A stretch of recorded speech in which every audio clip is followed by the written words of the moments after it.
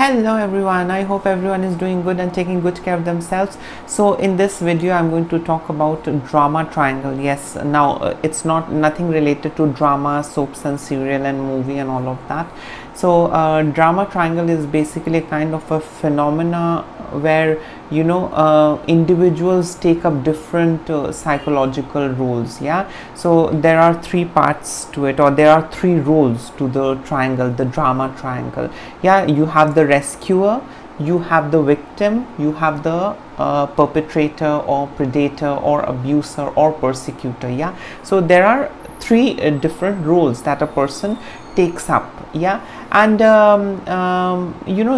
these roles are mostly taken up by people who are in dysfunctional families and relationships, or toxic family and relationships, or people who are suffering from personality disorder or some mental health disorder. Yeah, because these are not something normal. Yeah, and of course when we talk about normal and healthy relationship, we expect things to be normal and healthy, and not where people keep switching different roles, different psychological roles, to either make someone else suffer, or either take up roles as a coping mechanism for themselves. So this is what drama triangle is, and before I get deeper into it, this drama triangle was discovered and talked about by Stephen Kaplan. He's an American psychologist, and I think in the 1960s, yes, early in the 1960s, these things, he started talking about the drama triangle. And over here what happens is that the persecutor, the persecutor or the abuser, or the perpetrator or the predator, after abusing and after persecuting, starts to act as a victim. Yeah, so he or she switches the role. First they will do the crime, or they will do the act, they will abuse the other party, the victim, and then they would start pretending as a victim. And why do they do that? Because they want to avoid being judged, or they want to avoid being targeted as a predator or perpetrator or executor or whatever. So they, after doing the act, what they have to do after abusing the victim, these persecutors, they start acting as a victim, and they start blaming everything that is outside, out there. They start blaming him, her, this, that, and they start blaming even substance. So this persecutor does an act of abuse onto the victim, and then immediately begins to play as a victim and starts accusing outsiders and substance and other factors. So this person does not take the blame. Now what happens? So this persecutor did the act and started behaving like a victim. Now what the victim does is that the victim then acts as a rescuer. Yes, the victim then since the victim is, as it is, in some close relationship with the persecutor, and that is the reason such dynamics are existing in such a relationship where the abuse is okay. So the victim then starts acting as a rescuer. The victim then starts acting as a rescuer of the persecutor. Yes, so the victim then comes to the rescue of the persecutor, because as it is, these triangle phenomena we can see in relationships. Yeah, it's not with strangers, it's mostly in toxic and dysfunctional relationship.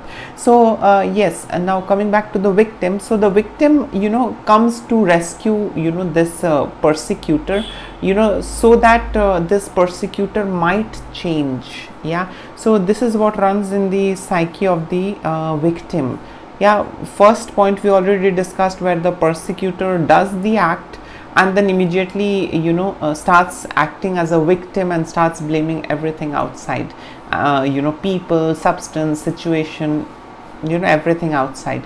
Meanwhile, the victim did experience the abuse that the victim had to, but since the victim already loves the or has feelings for the persecutor, the victim then endures it, and then begins to act as a rescuer, so that he or she can rescue this persecutor out of that mess and transform that persecutor into a very great person. And this basically happens because somewhere or the other it's believed by the persecutor that no matter what he or she does with the victim, the other party in the relationship, the other party will transform as a rescuer and come to rescue. The person won't give up so easily. And this is how this cycle of abuse goes on, where the abused and abusers are there, and they are switching roles and still existing, still trying to work things out and still trying to make things happen.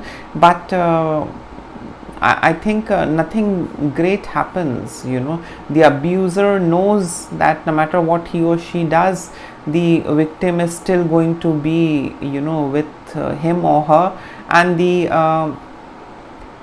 victim also knows that I have no other way, I don't have anything else to go to or to reach out to, so let me feel good, let me have a little feel good factor of playing the role of a rescuer, so that maybe he changes, maybe she changes, maybe under the influence of people or substance the persecutor did what he had to do.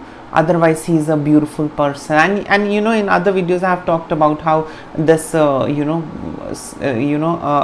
very scam thing is there in the society of seeing potential. So this victim keeps seeing potential that my abuser is going to transform, and he's just doing it under the influence of substance and people, otherwise he's a beautiful person. So it becomes a very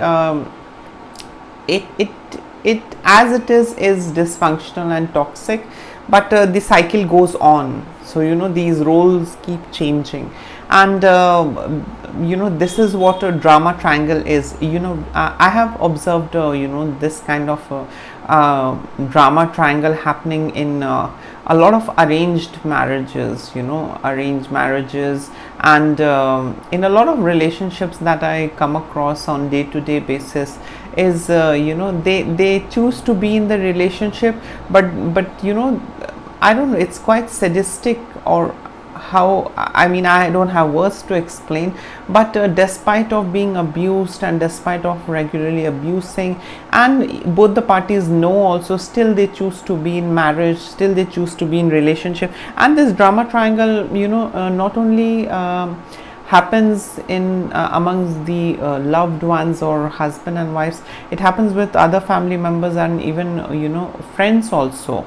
And the victim of course has codependency issues, low self-esteem, low self-worth, so the victim keeps on bearing it, and keeps on switching the roles. I think that adaptation is basically to cope. I think it's a kind of a coping mechanism where the victim wants to see some potential in the abuser, and then takes on this role of rescuer, that it's okay, he has done wrong with me, but I'm going to rescue him out, I'm going to fix him, there is something good in him, there is some light in her, and she's amazing, I'm going to fix her, I'm going to help her out. It doesn't happen that way. It's a conscious effort by each individual, and I cannot make you someone which you don't want yourself to be. I mean, you can't make me into someone whom I don't resonate with or don't fancy.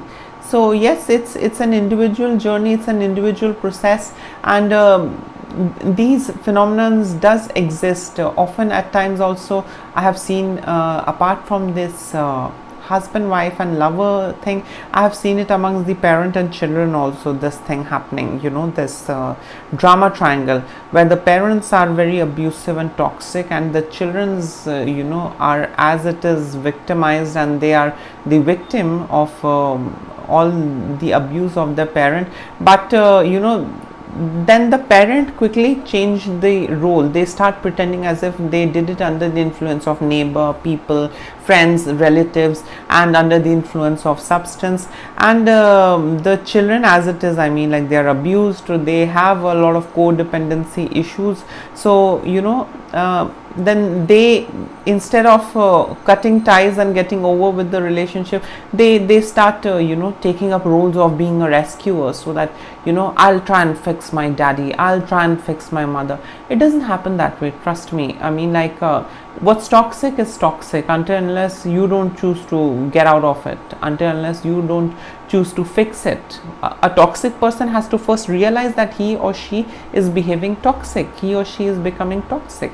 If that very person doesn't know that he or she is behaving toxic or is becoming toxic, what would others do? Others wouldn't do anything. It's absolutely their own individual journey and process and choice. So yes, drama triangle is not only amongst the lovers, husband, wife. I've seen it in parents and children also. So these roles, or you can say these different psychological roles that these abuser and the abused keeps changing. And that is what drama triangle is all about. If you want to go deeper into this subject, you can definitely read some articles by this American psychologist Stephen Kaufman, and he has talked about it in great length and detail with a lot of examples. But I thought of compiling it very briefly, what a drama triangle is. And yes, this is all what drama triangle is. It's mostly seen in toxic and dysfunctional relationships. And yes, there is this victim, and then there is this persecutor, and they keep switching role, but they still they still prefer to be together in the act, and they keep switching roles. So issues could be, or the reasons could be codependency, lack of self-worth, low self-esteem. Apart from that, I don't think there is any reason to even endure or bear such abuse. Abuse of any form is bad, and one should just get out of the relationship, be it whatever relationship it is. Abuse is bad. It's better to let go of such abusive relationships than to be scarred for the entire life, having that deep scar and become malfunctional because of that scar and because of that trauma.